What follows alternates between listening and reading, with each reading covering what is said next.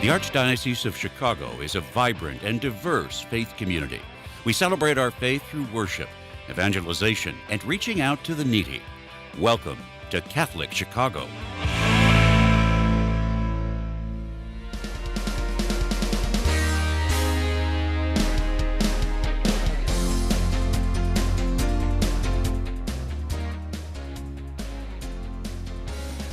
Welcome to Beyond the Headlines. My name is Joyce DeRiga. I'm editor of the Chicago Catholic, and this is where we go beyond the headlines to talk to the people who we're covering in the issues of the Chicago Catholic. So today we have Ann Romberg and Rachel McDonald from Solidarity Bridge.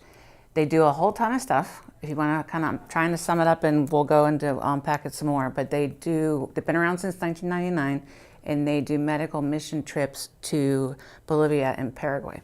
And I got a little stat here, some stats.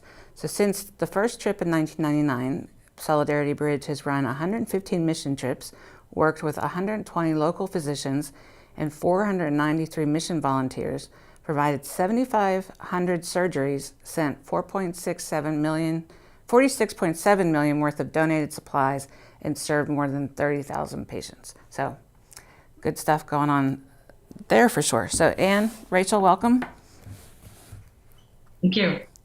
So can you give us tell people about essentially what you do a lot. So exactly what you all do. Yes, thank you so much for this opportunity to share more about our work. In addition to the mission trip description, we actually have grown substantially beyond that traditional model of people from the U.S. traveling and providing medical care. We certainly do that. But since our founding in 1999, we have developed 4 surgical specialties, and we have year-round programs that are centered on partnerships in both Bolivia and Paraguay. The aim is really both in capacity building, so leveraging our teaching model, teaching and mentoring across medical teams, and also providing needed surgical equipment. We hope to really enable the local medical communities in those 2 countries to do more on their own for their local citizens, with certainly our partnering, but not dependent on us getting on an airplane and being there in person. How did you guys pick Bolivia and Paraguay? Good question. Our founder, who is a Bolivian American man, lives in Evanston, Illinois at this time. He was very connected through his own experience of Bolivia early on. He was very connected to the poverty there and felt very called by God to somehow respond. And in his, I guess it was in his early 60s, he was evaluating his own path forward, and he began liaising with U.S. people to try to do something in response to the medical needs that were so vast and not being entirely addressed. And he happened to know another medical professional here in Chicago who had experience with travel in these medical mission teams. So that's essentially how it started. Initially, it was a mission trip model. Okay. And then we grew from there just through his entrepreneurial spirit and vision, and just through our really extended growing community here. We have various partnerships with parishes in the Chicago area. Through the technology of the internet, we have medical partners in all of our 4 surgical specialties who are located all across this country. And then in Bolivia, we partner with a sister organization that started almost 20 years ago. So really our model is very aligned with global health best practices in really honoring the local subsidiarity in terms of decision making, and really partnering with their vision for how we should best move forward together. You mentioned 4 specialties. What are those specialties? Yeah, Rachel, do you want to answer that one? Yeah. We specialize in surgery because that was the request of our partners in Bolivia. That is what they needed help in most. And we work in neurosurgery, general surgery, gynecologic surgery, and cardiac surgery. Okay. What are the conditions like there? I mean, we're kind of, not kind of, but very blessed here with the healthcare system that we have, or the accessibility to it. But what's it like there in Bolivia and Paraguay? Bolivia and Paraguay are both lower middle income countries in South America. As you'd expect, their health systems have a wide variety of services. There are private clinics that have ORs that look just like what you would find in Chicago, and the public hospitals are typically much more under-resourced than what we would find here at home. Surgery is a resource-intensive specialty, and so we often find that equipment is far outdated from what we would like to see, or malfunctioning or hard to maintain. And distance and access to hospitals can also be challenging for patients. So both countries have a national health system where patients have access through a public hospital, but wait times for that accessibility to surgery, especially the higher level surgeries that we focus on, can be very difficult for patients to access. So you're training, you're sending doctors there, you're helping doctors go down there for mission trips, you're supporting, but you're supporting stuff on the local level. So are you all helping to train folks down there so that they can, do more of this stuff when you're, like you said, and when you're not, when you can't fly down there? Yeah, right. And it's not that we can't fly down. We very intentionally have developed this model where we do travel, but we have other means of collaborating that aren't reliant only on our travel. So we have mentored surgeries that do happen when we travel. We also have various webinars and different ways of conducting training over the distance. And we've leveraged, you might say, train the trainer models too. When we have had mentorships with surgeons in Bolivia or Paraguay, they then have gone on to be the mentor for their fellow colleagues. So we have kind of this rippling effect, you might say. One example of that is a term that we've used in recent years, where there are surgical campaigns, and those are managed and staffed entirely by the local communities. So we are not traveling in those weeks of service to low-income patients, but rather the Bolivian surgeon or surgeons would be giving of their time and working in a less resourced hospital using some of our donated equipment.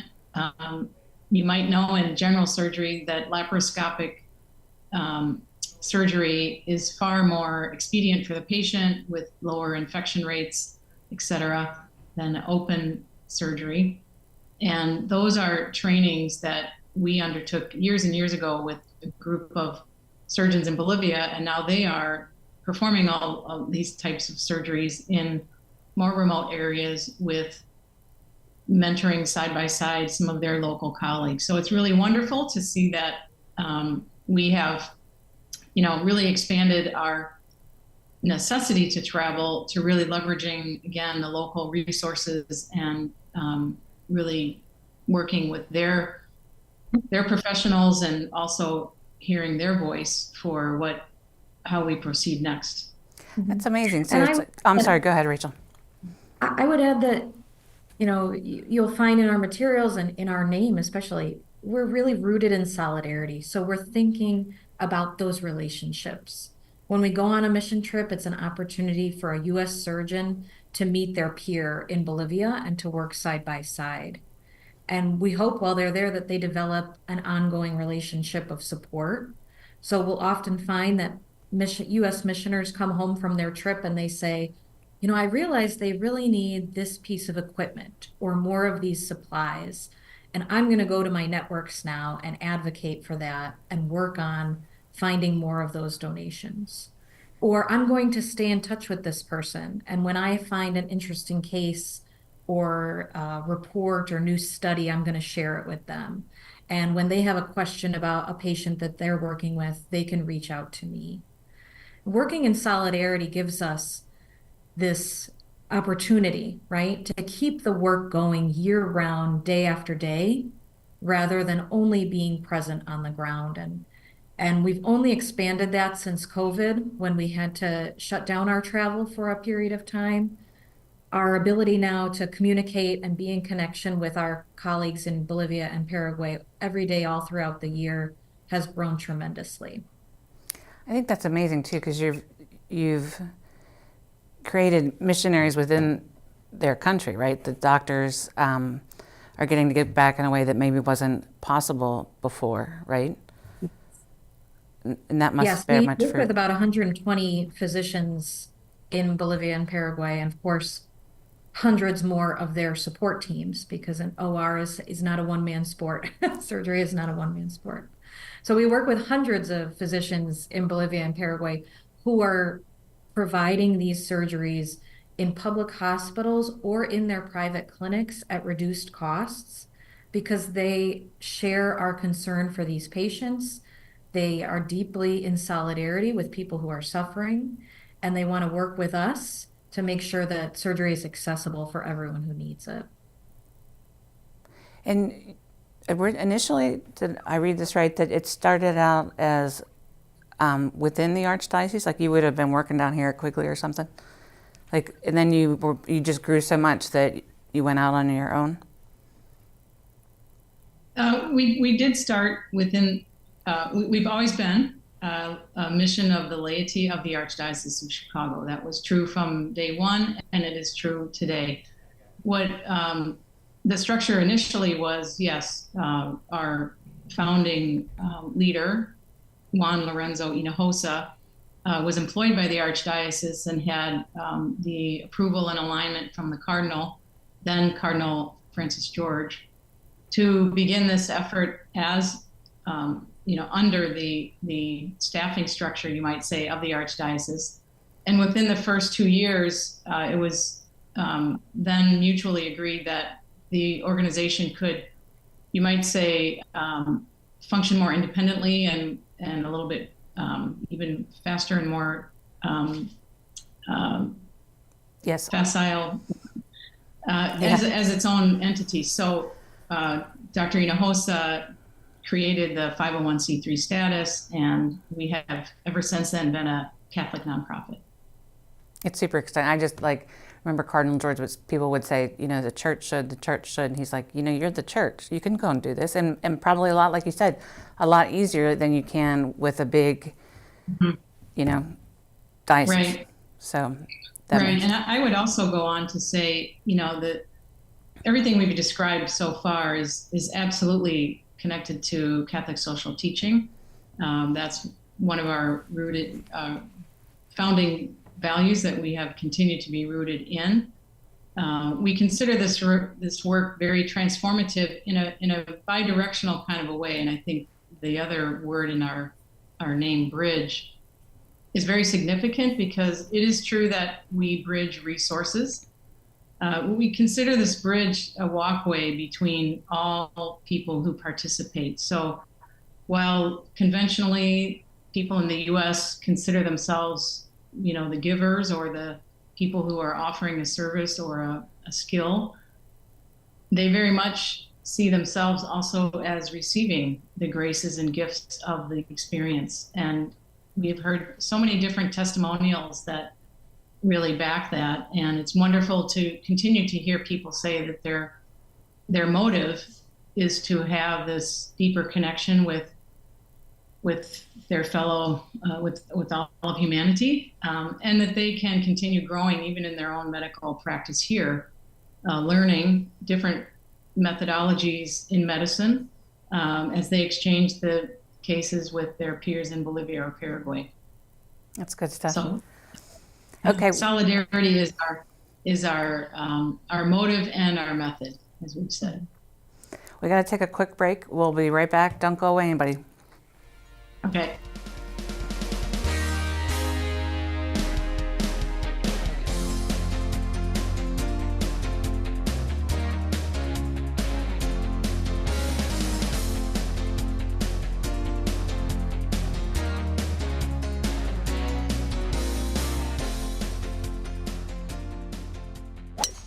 Catholic Charities Golf Classic is teeing up to be a fabulous event this summer. Join us on Monday, July 15 at Knollwood Club in Lake Forest and Shore Acres in Lake Bluff, two premier courses in Chicago. Proceeds from this outing will support Catholic Charities programs and services in Cook and Lake counties. Last year, we served more than 400,000 people, improving lives and nourishing spirits through their difficult times. Gather your foursome, or just join us for the spectacular dinner following the tournament. Catholic Charities Golf Classic is always a highlight of summer in Chicago. Come and experience this signature event for yourself. To learn more and register for the Catholic Charities Golf Classic on July 15, call 312-948-6864. That's 312-948-6864. Or visit CatholicCharities.net.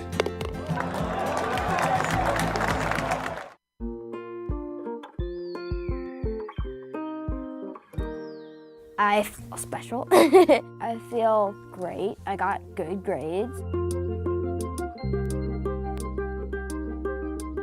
We've seen a huge surge in our kids now meeting or exceeding grade level.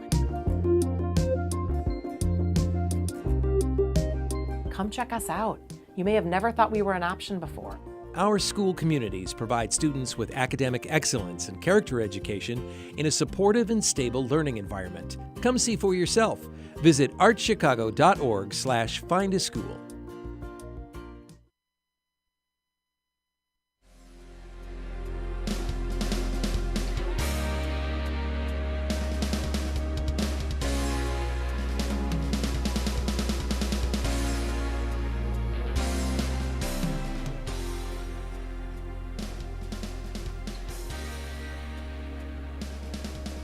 Welcome back to Beyond the Headlines. My name is Joyce DeRiga. Before we get back to our guests, I wanted to give a shout out to the newspaper. You can check us out at chicagocatholic.com.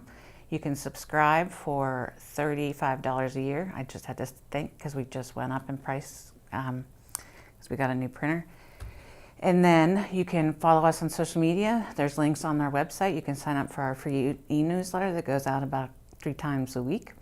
And in the next issue that's coming out this weekend in the parishes, we've got our annual Jubilarian issue. So that's men and women religious who've worked in the Archdiocese or were born here, who are celebrating milestones like 20, 25, 30, 70 years in religious life, that kind of thing. We've got about over 200, so you can check that out.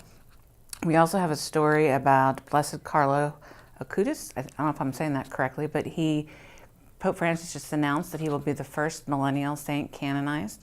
He's Italian and he died young of leukemia. So we have a parish here named after Blessed Carlo, and then we talked to some people who've really been moved by his witness and their reaction to this first millennial saint. So again, check us out at chicagocatholic.com. And today we're talking to Ann Romberg and Rachel McDonald from Solidarity Bridge. They are this amazing organization that's been around since 1999. It's Catholic, and they do medical support for Bolivia. It's more than just mission trips, support in Bolivia and Paraguay. And so I wanted to get into medical equipment is a big thing for you all. So can you talk about how that's grown and what you have a separate organization for that, if I understand correctly? Yeah, we, as we mentioned earlier, we really listen deeply to our partners on the ground, and we've been increasingly aware of what specific needs are that they have and that they face. And as Rachel mentioned, surgery is not only it's a complex level of healthcare. So it requires a big team, and it requires specialized surgical equipment and instruments. And that's the prime reason why many low-income countries don't have as much access to surgical care as needed. So we, in response to that, continue to partner with medical company manufacturers here in the US who provide donations. And we also partner deeply with an organization in Springfield called Hospital Sisters Mission Outreach. It's another nonprofit that recovers surplus items from hospitals that are still functional and good use, but they're either going off brand, and they go around basically, the Springfield organization will collect various equipment items and repurpose them, making sure they're running properly, et cetera. So we get bulk donations that way, both in equipment and medical supplies.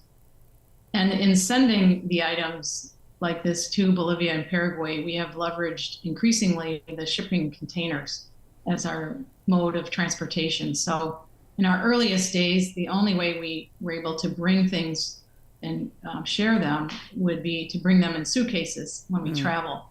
And that has grown significantly over the years. Our first container was in 2009, and now we are at somewhere around 11 or 12 containers, maybe even more, lost count. But those are the best ways to bring, of course, the bigger equipment. And so those have become part of our annual budget. We have 1 to 2 containers every year, and we expect that to continue. And then you have your partner organization or your sister organization in those 2 countries is there to collect it and get everything set up. I mean, I went on a trip once to Nigeria with our Catholic schools. Were partnering with the Archdiocese in Nsukka, and they also would send over medical equipment, and so then there would be people on that end who would know how to set it up, and that's how it happens with you all. Yes, that's right. Our partners in Bolivia, Puente de Solidaridad, operate 2 different warehouses in 2 different cities in the country, and they have staff on site who are well-versed in the hospital needs among our partners, and well-versed in organizing the equipment and making sure that it gets to the right place to be used in the most effective manner. That also provides us with, ongoing feedback. Maybe we send a new anesthesia machine and it's working great for a year or 2 years or 5 years, and then, the cord breaks or something else needs repair. That our long-term partnerships give us an opportunity to remain connected and to help maintain that equipment or hear back about what else is needed. How do they find you there, and then how do you find folks here? Like, I mean, it's easy to kind of understand the doctors and the medical professionals, so maybe start there. How do you find these folks to help support your work?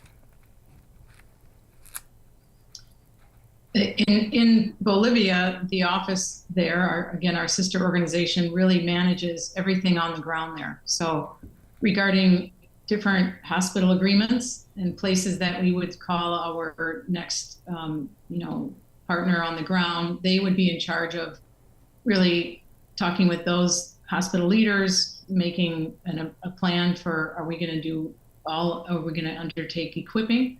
Are we going to undertake teaching? Are we going to undertake special service, actual surgeries there? So that's the answer to your question. We really rely on the local office, their leadership, to identify who in that community is to become a colleague.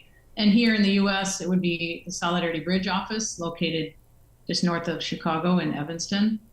We are a team of 8 people that manage all of the 4 surgical programs, and then of course fundraising, communications, and all of that. It's a big task. In Bolivia too, you'll find that the majority of our patients get referred to our programs by their doctors. Wow. It's inspiring to see, their doctors, as any of us here in the US know, when you have a great doctor and they're going to bat for you and they're doing everything they can to find you the help you need. That's the kind of care that our Bolivian partners are providing for their patients. So they'll often see a case and say, this is your child who needs a complex neurosurgery, and I know that that is out of reach for your family's finances. I'm going to refer you to this organization. Then they are sent to Puente de Solidaridad, where they can speak with a social worker who helps them navigate the system, who helps them understand the financial implications or what will be required of them and how we can help, and really walks them through this complex medical journey where people need accompaniment. For sure. And so we're really proud that our partners provide both incredible medical care and also really holistic accompaniment to these patients. So if people are listening to this or watching this on YouTube, how can they help? What do you need? We love that question, Joyce. There are so many different ways people have connected, and we hope that continues. If you're a medical professional or language interpreter, and you have interest to actually partner with us in the medical space and provide teaching and possibly travel with us, that's one way. If you have connections to equipment or supply donations and you have more to share in that conversation, that's great. And always, we can use more and more financial support. Those are kind of the big three. And I think the underlying thing, that underlines all of those options is to pray for us. We are a Catholic community. We know that we have reached this 25-year milestone through so many prayer partners and the amazing grace that our Creator God is, providing us day in and day out. And our ultimate aim is to really align our vision with God's vision as we advance this mission. And we're really undertaking a strategic plan going forward. We want to make sure that we stay strong and that we have even more definition and metrics and all of that behind our way forward. Well, wonderful. Well, we're almost out of time, but I wanted to thank you both so much. SolidarityBridge.org, right? Did I remember that right? Right. .org. So folks, if you are listening, if you can help out in any way and you want to go out and see more of what they're doing, it's SolidarityBridge.org. It's a great local Catholic organization that's making a huge difference with people living in poverty in Bolivia and Paraguay. And again, last shout out to the newspaper. Check us out at ChicagoCatholic.com. You can sign up for a subscription that supports our ministry, and you can check out what the Cardinal's up to and Pope Francis is up to, and in this recent issue you'll see our story on Solidarity Bridge and all the good work that they're doing. So again, Anne and Rachel, thank you so much, and everyone, until next time, have a good day and see you later. Bye. Thanks, Joyce. Thank you. You're welcome.